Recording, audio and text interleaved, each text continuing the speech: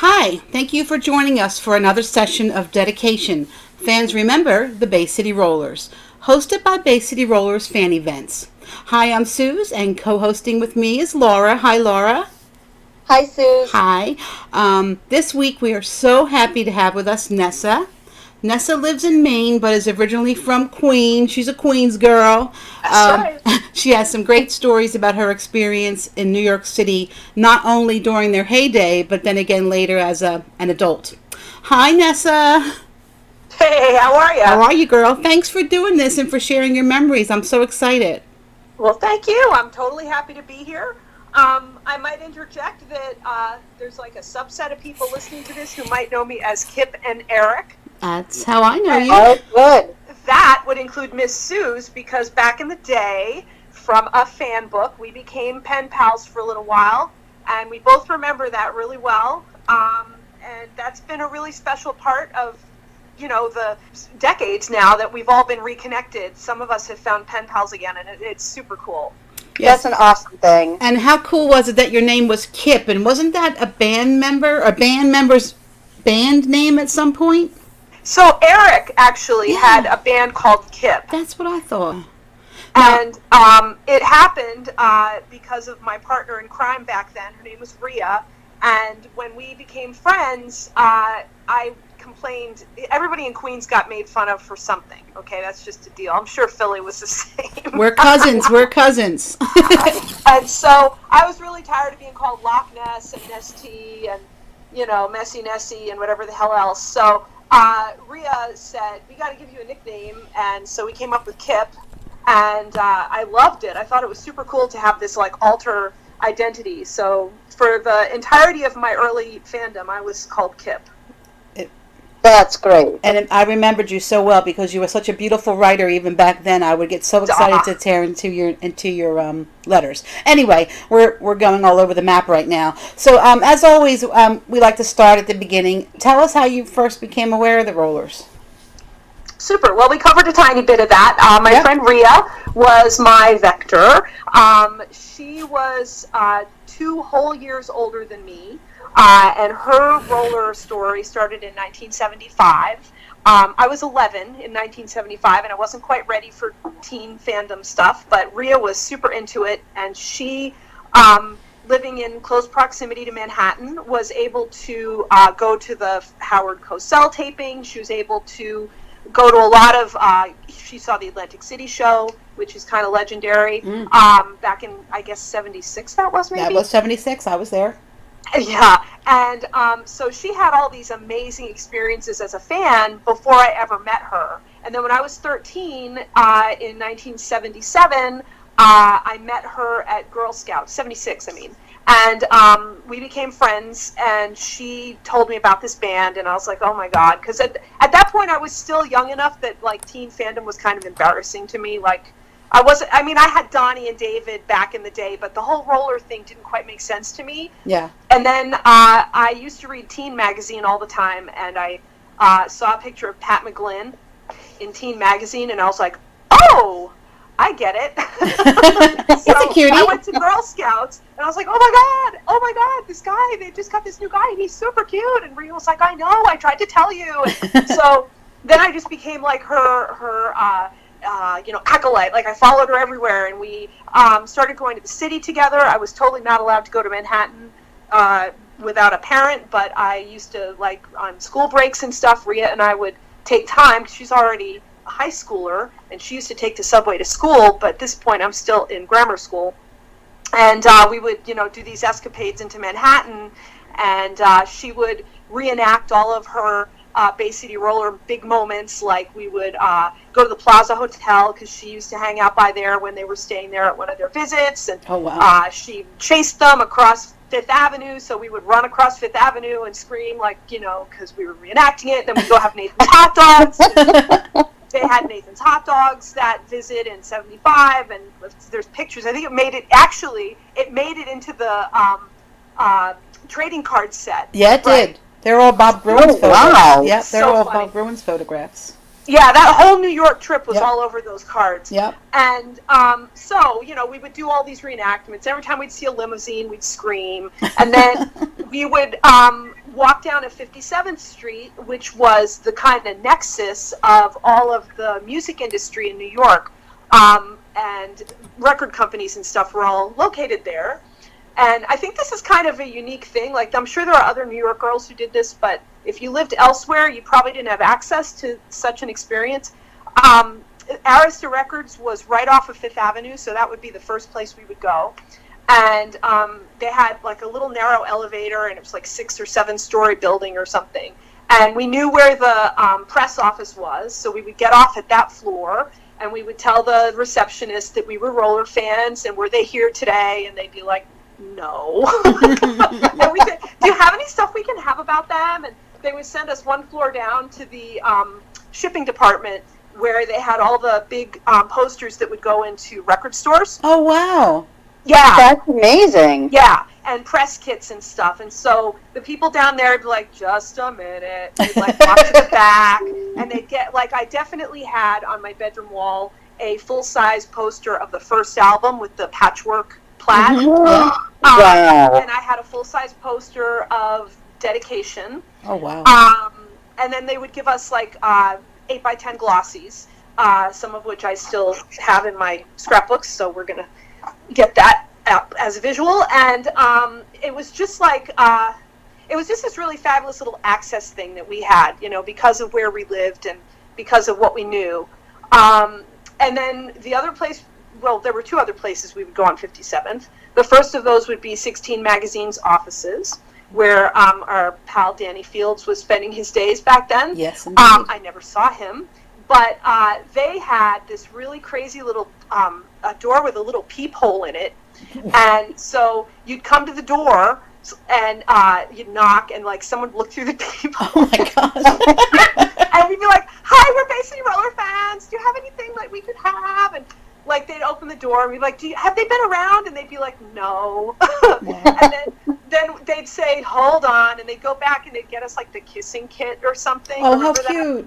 Oh, yeah. And they'd be like, well, wow. We have some, you can have one of these if you want. We'd be like, oh, thank you. And like once they gave us, and I have this in my scrapbooks as well, once they gave us like a negative, what are those things? An acetate, right? They used to use these negative plastic prints that they would use for the magazine when they would print it. Mm-hmm. Right? It's hard to explain, but it has to do with the photographing and layout process. Mm-hmm. And so they gave us one of those ones. Like, it was... I'm sure we were just like the biggest pains in the ass, really. If you still had that, that's probably worth something to a collector. It could be. Could be. I do have 4... jammed full Bay City Roller scrapbooks, and I also have 2 boxes of clippings that I bought from different fans. One was from our buddy Sharon, which I loved getting that, and so I definitely have always been inquisitive about them. I always wanted to have information and images, and you know, I try to keep it organized. That's, you know. Well, that's wonderful. As a future writer, that makes sense. Yes. And, of course, I've always aspired to write about them because I really felt like a definitive, non-drama-soaked thing had never emerged, and I felt like really something should, because nothing really acknowledges their skills, their songwriting expertise, their just their growth as human beings in this industry that they were in, and I kind of always wanted to encapsulate that, so I was always sort of prepping for that, whether I knew it or not. Yeah, and you're going to talk a little bit more about that after you finish the youth stories, right? Indeed. Good. So, after 16 Magazine, the other place that one could go on 57th Street in Manhattan in 1977 were the record company offices of Private Stock. Mm-hmm. Now, as of 1977, Private Stock had very recently signed and recorded Rosetta Stone. Yes, they did. And we were, of course, as everybody, quite taken with that band. Mm-hmm. And Ian, of course, had this kind of... I'm trying to think of a word, right? He was sort of like... a lost angel, right? And we all kind of wanted to support his next thing because Oh, definitely. Absolutely. Yeah, because the Bay City Roller thing had kind of done him wrong. Yeah, and yeah. I think we all knew from his performance on Dedication, the record and the song, that he had skills, and we wanted to see those come out. So Rosetta Stone was a thing for us. Of course, they were super adorable Irishmen. Oh my God, so. yes. Oh yes, Oh, and the yeah. accent. Oh yeah. Take a slice of that. So And their gear, the Army military style, I went right with it. I loved it. Oh yeah. right. So this, going into the city and raiding these places happened several times. And the time I'd like to be more focused on is on the 1st of September in 1978. And conveniently enough for us, I actually have this entire experience written out in my diary, which I have kept. Nice. This was the day before I started high school. This was a super juncture of a lot of things in my life, because in high school I had to take the subway to Manhattan also. And so I was just emerging into the next level of my life at this point. So I'm going to... I guess, let's see, where do I start from? I'll just start from the fact that the private stock was in a beautiful, like, black glass building. Like, it was, Arista's offices were really, really small and kind of surprisingly not fancy. But private stock was located in a big, slick building. And, the diary entry starts with, we went to private stock, and while in the elevator, we got a fit of giggles. We got off the elevator and, still chuckling, walked into private stock's offices. The guy at the desk, whose name was Carlos, was on the phone. So far, so good. He put whoever it was he was talking to on hold and gave us pics of Rosetta Stone, which I still have, by the way. He then gave me a funny look and asked, "How would you like to talk to someone who's related to Rosetta Stone?" I returned his look. "Who is it?" "You'll see," he said slyly. Well, I sure did. "Hello?" I asked cautiously. "Hello," a thick Irish accent asked from the other end.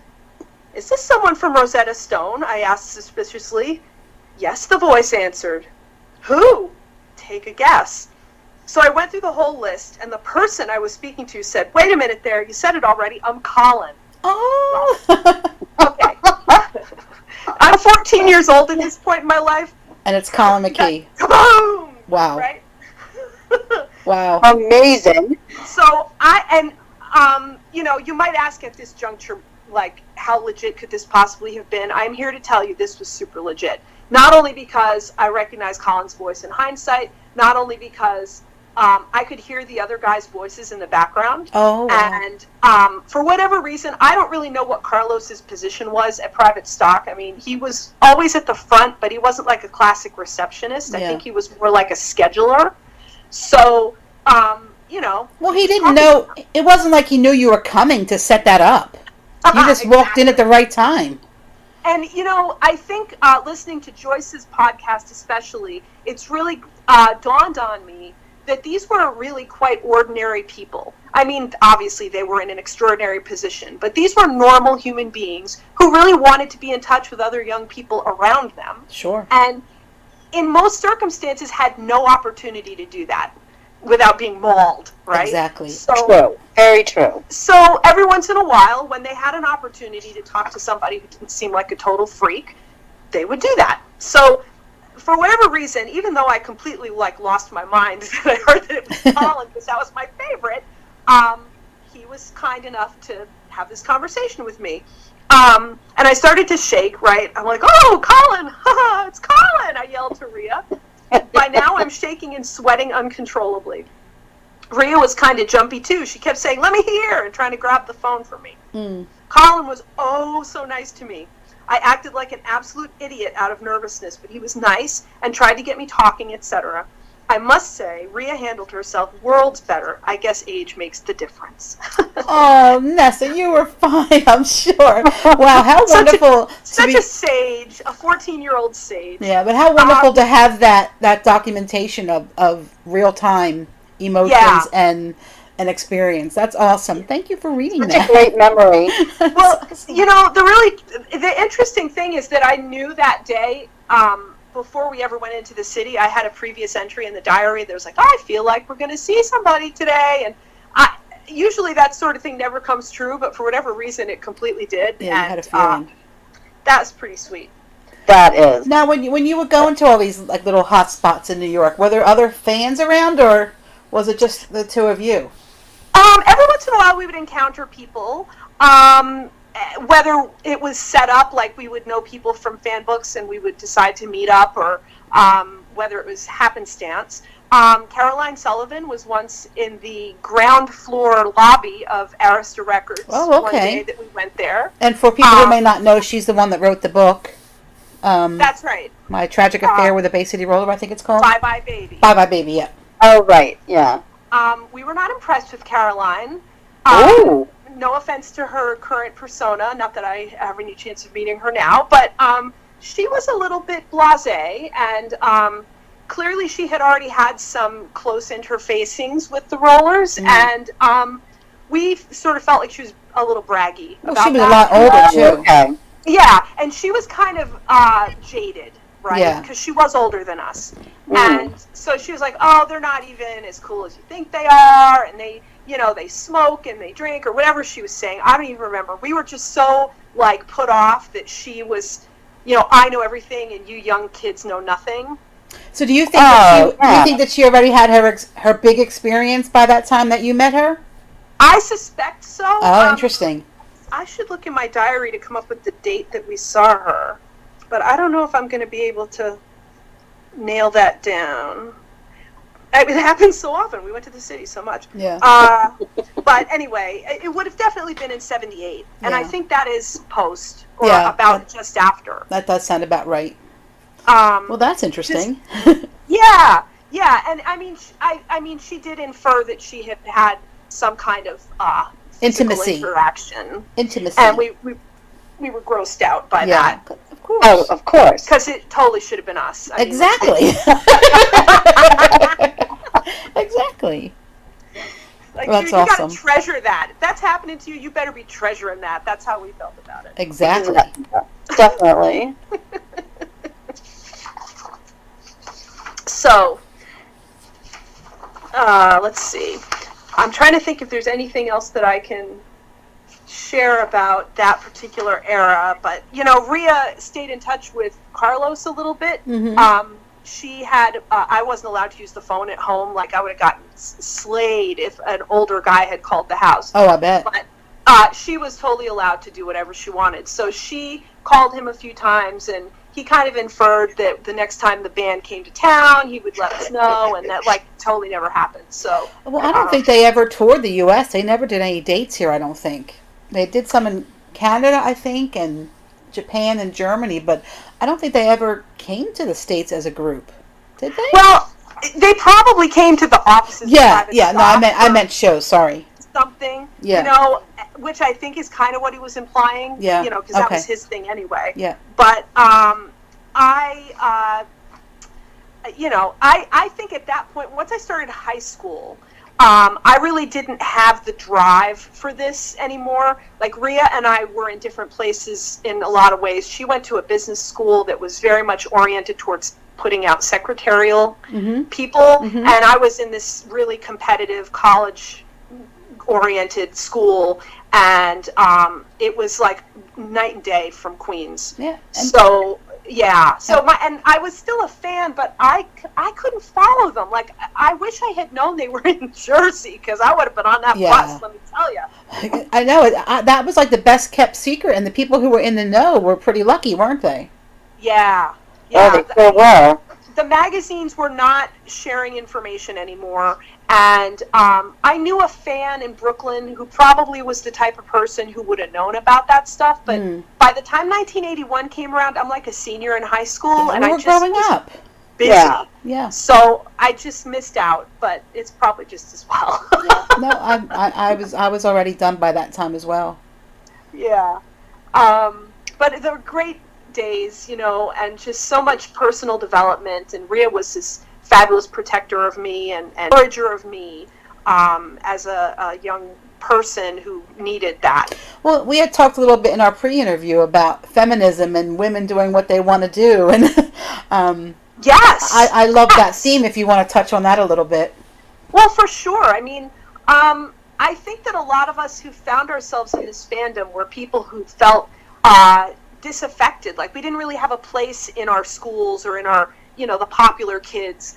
And this was an opportunity to really enjoy something that didn't judge us in any way. Like it was just open happiness. The songs were sweet. The music was, for its time, it was really creative and different. And it wasn't so much even that they were squeaky clean or anything. It was just that their hearts were open. Yeah. I mean, we certainly weren't squeaky clean all the time. We certainly were not. Did I mention we were from Queens? Yeah. So, but it was definitely a place where you could feel like your interest connected you to other people who ended up being very like-minded. Right. It was a great community. And we did bold things. Yes. We were bold. I mean, looking back now, going into Manhattan, how bold is that? Just some of the things that... I know, I mean... I was thinking about, we didn't talk about this when we pre-interviewed, but the Bay City Rollers hotline. Oh, yeah. Oh, gosh, yeah. Right. So the thing about the roller hotline is, if it was busy, you could hear other fans in between the busy signal. Right, you had to talk through the beeps. Hello, my name is Susan. I'm from Philadelphia. Yeah! It was amazing. And so to me, that as ludicrous as that is, that's precisely what I'm getting at. It's that we were so compelled to find like-minded people that we had these opportunities to do that. And we could do the FBs and be creative there. And I wrote a lot of poetry about them and had people to share it with. And it definitely was a thing that gave you, as a woman, a young woman, a sense of agency and power for yourself so that, you didn't have to settle for anything. You knew what you wanted, It was wonderful. I mean, I wouldn't trade that experience for anything. So I love that you put a title on what I was feeling. So thank you for that. You're welcome. Yeah. So how did you get reintroduced to them after high school? I never lost my following for them. If there had been magazines that featured them, I would have been buying them the whole time. Literally the first thing I ever searched for on Netscape, or actually it was Mac X. Wow. I had the very first browser in 1993, I think it was, or early 94, in my job at the time. And the very first thing I searched for was the Bay City Rollers. Yeah. And the first thing that came up, of course, was Gerd. Oh, yeah, his site. Gerd in Germany. I heard about that. Who had this little website. Honestly, that was the days when you would search the web and there would be 20 hits. Right. No, it's true. But he had a lovely little site where he was doing some chronology and put some pictures up. And then I had AOL like everybody else did back then, and I connected with the fan groups there. And, Sharon and I became sort of side friends in the fact that we're both kind of like journalists and chroniclers of stuff. Mm-hmm. And so, that I was really in. And then when the access to information exploded, I was all in. Yeah. But actually, just before the internet happened, I also had my opportunity to finally see the band, or part of it, in a live performance. So this is really the second story of any consequence that I would have to share with you. They did a tour, Eric and Woody and Alan and Cass, and some drummer who sadly I still haven't identified. I don't think any of us have been able to identify him. They did a little tour, certainly of the East Coast, and that was in 1993. They booked a gig at the Limelight, and the Limelight was a former church in the middle of Manhattan. Legendary venue. Legendary. At that point, it was really transitional. Like it still was kind of not. It wasn't the Limelight yet. Well, no, you know what? It still looked like a church in certain parts of it. It was pretty trippy. And the reason I found out about it was not through my own work at all, but because my brother was in a band in New York at that point. And this is literally a quote from him. I kind of hate to tell you this, but the Bay City Rollers are playing down here next month. That sounds He's brotherly. my older brother. That sounds brotherly. He was never quite on the BCR bandwagon. He was Whose always brother like, was? Like I would play him Derek's end piece, and I'd be like, "Listen to that! He's soloing," and my brother would be like, "God Almighty, are you kidding me right now?" Oh dear, it's not John Bonham, right? Right. So my brother says this to me, and I'm like, "What?" Because I, really hadn't been able to find out anything, and the internet hadn't even been invented yet. So he said, well, I know the promoter for the show because, he set up some gigs for us. I was like, well, can you get me something, a ticket, something? And he's like, I'll see what I can do. And it turned out that at the same time I was working for an entertainment magazine up here in Maine, not a big fancy thing, just like a weekly flyer. And I did their layout, and I wrote articles and stuff. And so I was able to utilize that as a way to get a press pass. Hey, whatever works, sister. Oh, that's awesome. And of course, in the back of my mind, I'm thinking of this project that I've always wanted to write about them. And that it would be really lovely to be able to meet them and say, I'm a writer, I'm a journalist, I have this capability, and I would really love to do some sort of a full chronology of the band and what you've accomplished, right? So that's in my mind. I want to do that. So at the moment that this happened in my life, I had a 3-year-old and a 1-year-old.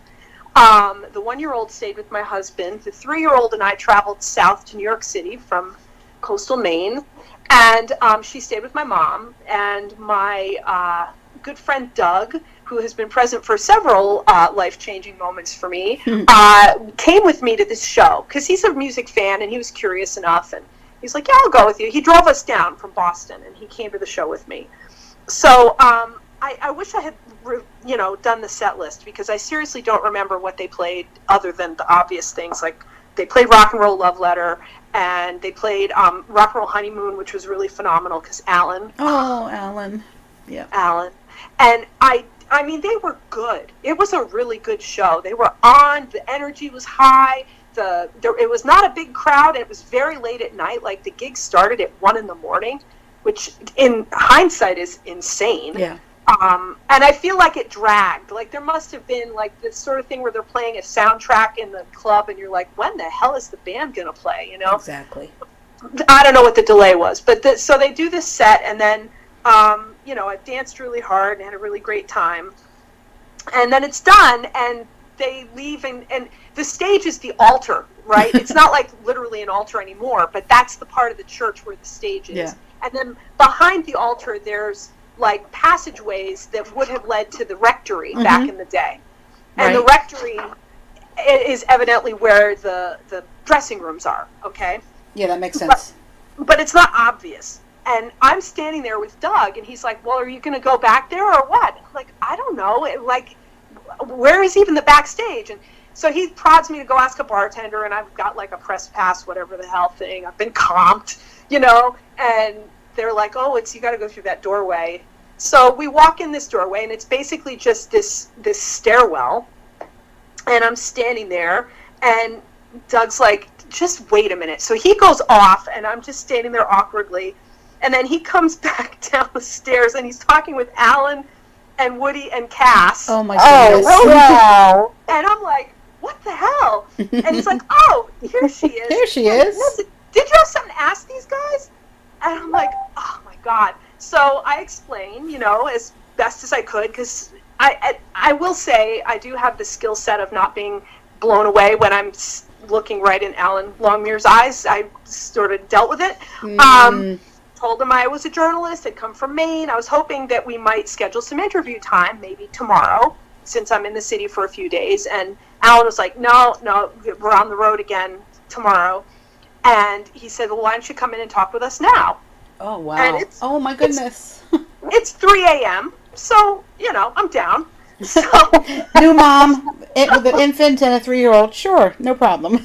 So, right, exactly. So we're at a dressing room door, and he lets us in, and there's like a long table at the back of the room.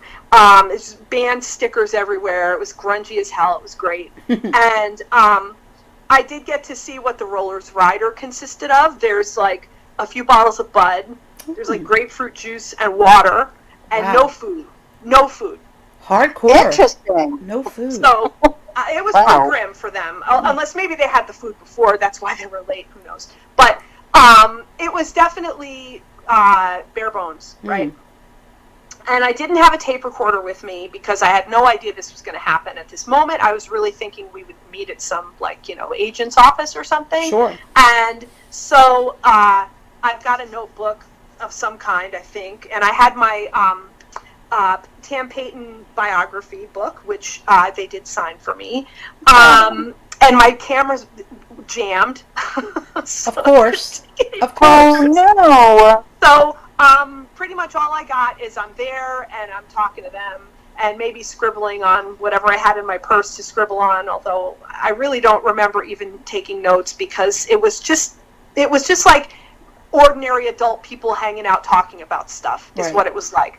Like Alan and I talked about having kids and what that felt like, and he had been not able to be present in his son's life as much as he wanted to, and he was saying that the road just always called him back, that he just really couldn't help but get back into this life, and he was glad that he was doing it again.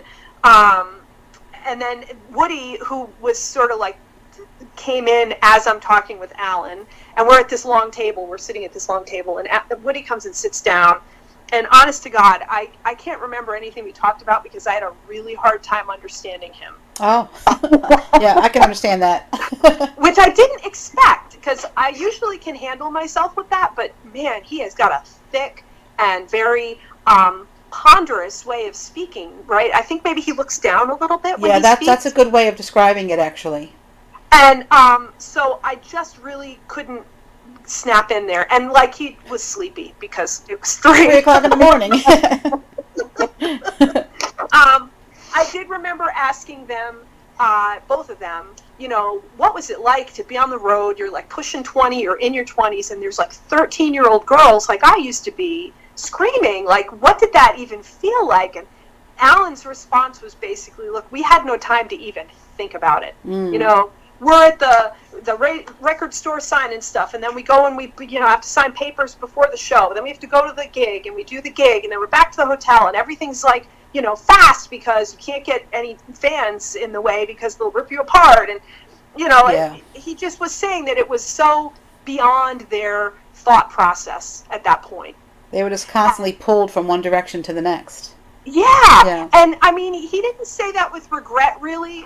It was just the facts. They sculpted it that way for them. Yeah. Right? Which probably made it easier to manage because it really was mania at that point. Oh, sure. Oh, yeah. So then Eric finally comes in the room. Dun, dun, dun, dun. This, of course, I haven't really spoken a lot about how I started this whole thing with Pat as my primary, and that was true, but it only lasted for a brief amount of time because, as we know, Pat, still a teenager, invited to leave. So I was at this crossroads, and then I kind of realized that Eric's creativity, his absolute beauty as a human being, his interest in literature, like all of these things made so much more sense to me than my little girly crush on Pat. Yeah. So I was like all in for Eric at this point as a teenager and also in 1993. So he finally comes in the room at 3, whatever. He's in shorts and a little t-shirt, and there was a sofa, like a really bad collapsy sofa over to the side of the room, and so he called me over to sit there, and I ended up like really close to him on this sofa for a good chunk of time. Ooh. And I'm going to give myself some brownie points for not losing my mind over that, because holy crow. Yeah. Absolutely. I felt the static of his arm hair next to mine. Oh my goodness. Yeah. Wow. And we're still young enough where that still really mattered. Yeah. I would say that would still matter to this day. Yeah, yeah. Suze. Yeah, it would. It would. It would. So, I had the opportunity to have a really nice conversation with him. I remember talking to him about how, he's really the guy who like managed the worries, right? He was worried about their chart position. He was worried about, are they challenging themselves enough? And, that in this book that I wanted to write, which by then I had really introduced to all of them that this was why I was with them. Right. Those were the sorts of things I was interested in exploring, like just what the realities of the band life was like. And, he definitely said that was, his gig. He cottoned to that. And then I asked him, I've always wanted to ask you about this project of yours I read about. It was in Tiger Beat, actually, where you were setting the poetry of William Blake to music. Like, whatever happened with that? And he was totally stunned that I remembered it. I would think so. Kind of had to go like, oh, right. Well, I really should. I don't remember what I did with that. I should really pull that stuff back out. I was like, yeah, you should.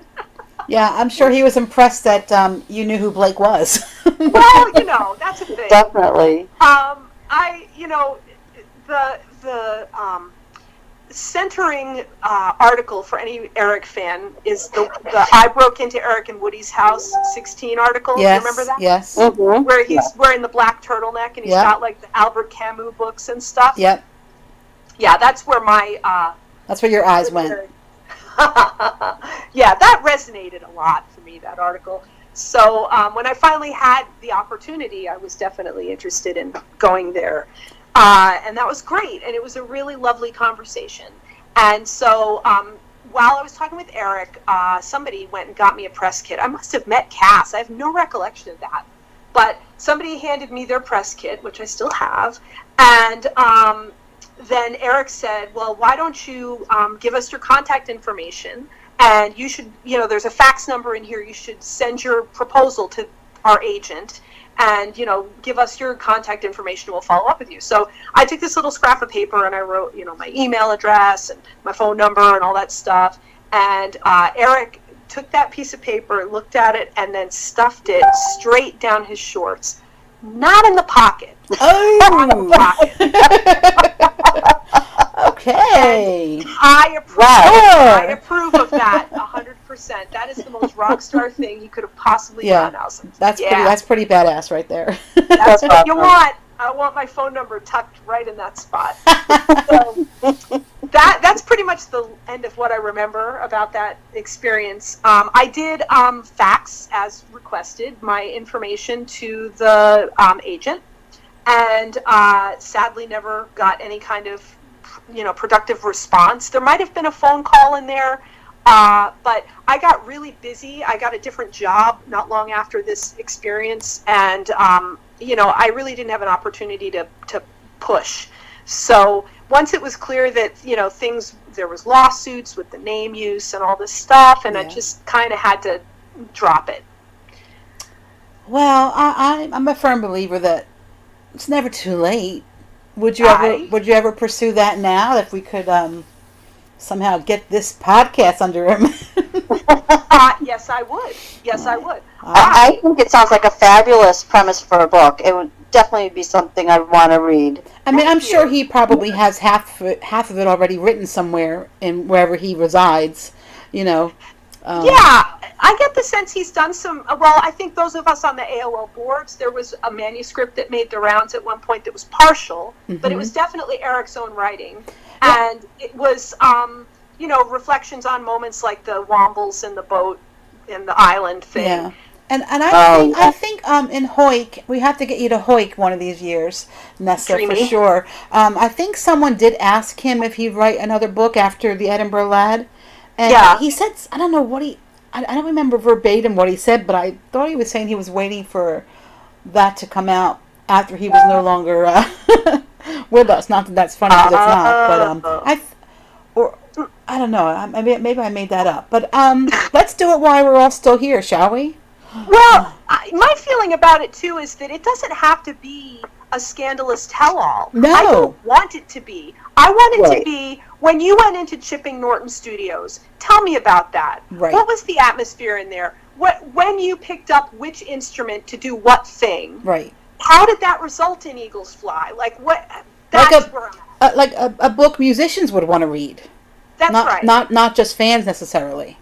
That's right. Yeah. I have an overarching interest for other artists, not just the Rollers, in the person who starts out, at 13, 14 years old, playing the guitar till their fingers bleed. Right. And what does it take an ordinary person to envision Top of the Pops? Exactly. And get Wow, I love that premise. Yeah. And I often thought that, they always say like Les is the lead singer, so they assume he's the leader of the group. But I really think Eric should have been the leader of the group. I think that they should have listened more to him and given him the opportunity to really express through his music and go with his vision, because I think they could have transitioned from pop band to rock band, and they were doing that with Elevator and Vox, but I think that he could have still been doing this today. I told him when we met in '93 that Vox was by far my favorite album, and he totally agreed, and his response was, oh yeah, that was a lot of Duncan's stuff, and it was in a respectful way, like, I like what he and Duncan were a very good team musically. Yes, and so I see that vision that you're describing, and I think the challenge was that he was too good at that for Tam. Absolutely. Oh, wow. Absolutely. And I think that it led to, Tam essentially kept him drunk to the eyeballs, let's face it. I don't know who agreed to take what when, but there was a lot of, let's drug you to keep you on point going on. Control. And it did lead to control, and it led to an unevenness in one's ability to get bearings and do what you're saying. And then once they got out of Hollywood, I think that Eric kind of graduated to that role, but it was too late. Too late. Yep. It's tragic. It really is. Yeah. So many layers of tragedy in this story. Yeah. So Very for me, cool. it's all about the optimism side of that. The ability to really capture what it was like just to be in this band, and not so much, when you punched each other on the stage in Japan. I could give half a crap about that. Exactly. Right. Yeah. Well, Nessa, thank you so much for sharing these stories. They're wonderful. I could talk to you forever, but I loved hearing them. They were awesome. Thank you. I really like sharing them. I love what it brought to my life all these years, and I think we all have a bond. There's such a large group of people who just have this incredible knowledge about this slice of time, and I just, happy to be part of it. Absolutely. And I'm happy to still know you. I love you, girl. Thank you, honey. I love you too. And you too, Laura. Thank you again. Love you too. Thanks, Nessa. All right, take care. Bye. Bye. And thanks to you, our listeners, friends, and friends we've yet to meet. If you have some adventures and memories you'd like to share, please send us an email at baycityrollersfanevents@gmail.com. And also you can keep up to date on all things Bay City Roller Fan Events at our website, baycityrollerfanevents.com. Thanks for listening.